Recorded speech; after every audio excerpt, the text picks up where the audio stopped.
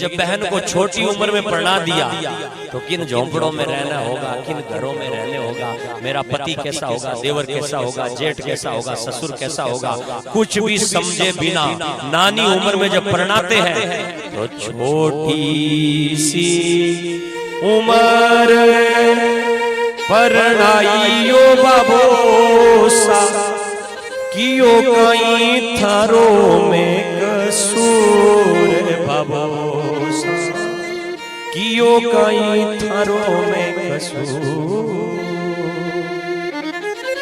नानी उम्र में आंसू लेकर घर से विदा ले, और जब बेटी घर से निकलती है तो आपने भी अपनी बेटियों को विदा किया होगा। कभी देखना एक आदमी घर में स्वयं का हाथ कट जाए तो भी उतना नहीं रोता है जितना एक बाप अपनी बेटी को घर से विदा करता है उस दिन देता है। क्योंकि नानी सी बेटी मैं तो पिताजी थारे खूंटेरी कबड़ेली, मैं तो पिताजी थारे खूंटेरी कबड़ेली, जठे टोलो टूल जावारे पिताजी थारो कियो कहीं मैं तो कसूर।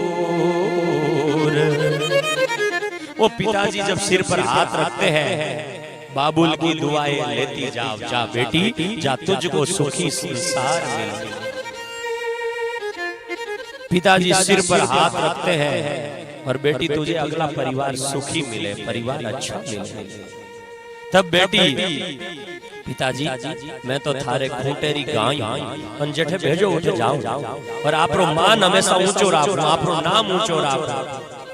आगे वाला घर कितना तकलीफ देने वाला है, बेटी को पहले दिख रहा है लेकिन बाप का नाम खराब न हो जाए, इसलिए बेटी चली जाती है। बाप के आंख में आंसू होते हैं, बेटी के नैनों में आंसू होते हैं, और बेटी रोते समय घर से निकलती है तो बेटी सोचती है, बाप और बेटी दोनों के आंखों में आंसू क्यों होते हैं? क्योंकि बेटी कहती है कि इतने दिन में इस घर को अपना मान बैठी, लेकिन आज के बाद में ये घर पर आया,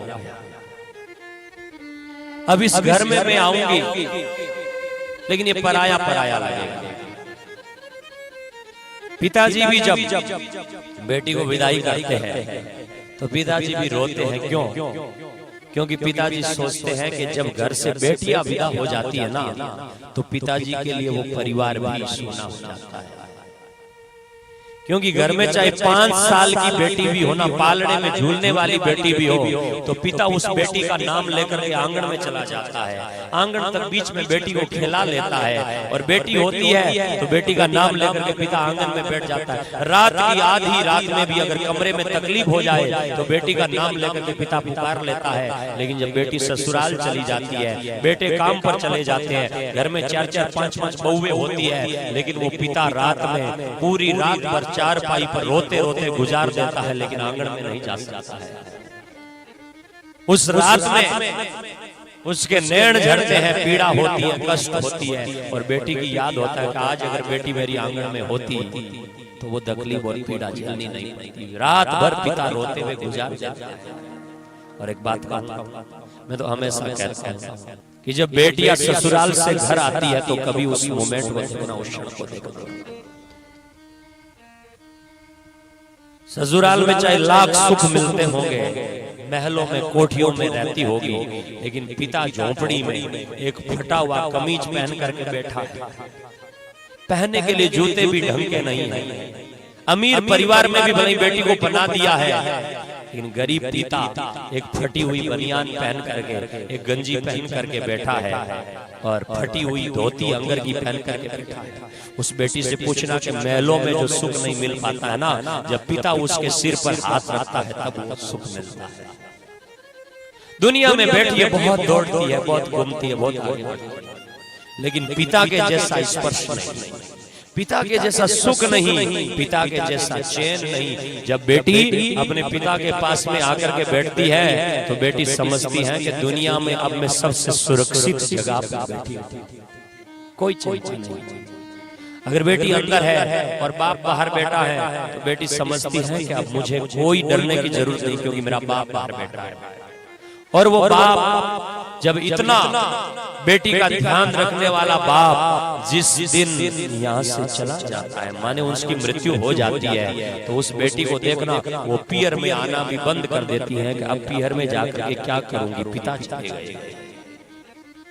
और जब पिताजी चले जाते हैं तो जीवन में कुछ भी नहीं बचता है। बेटियों का सिर सूना हो जाता है। वो सिर में जो दुख होता है, माथे पर जो दुनिया के ताने होते हैं, जो दुनिया का दुख होता है, जब बाप के पास में जाती है और बाप सिर पर हाथ रखता है। मैं बात कहूँ, बाप चाहे 90 साल का भी क्यों ना हो, बाप चाहे 4 पाई से उठ भी क्यों ना रहा हो, लेकिन बेटी तू आ गई ऐसा कह करके सिर पर हाथ रखता है ना, तो बेटी की आंखों से जो आंसू बहते हैं ना, वो दुखों के आंसू, एकदम दुख खाली हो जाता है। बेटी थोड़ी हल्की हो जाती है। लेकिन जब पिता इस दुनिया से चला जाता है तो सिर पर वैसा हाथ प्रेम से रखने वाला कोई होता नहीं है। तब बेटियों का सिर सूना सूना हो जाता है। पिता के बिना सारी दुनिया उजड़ जाती है।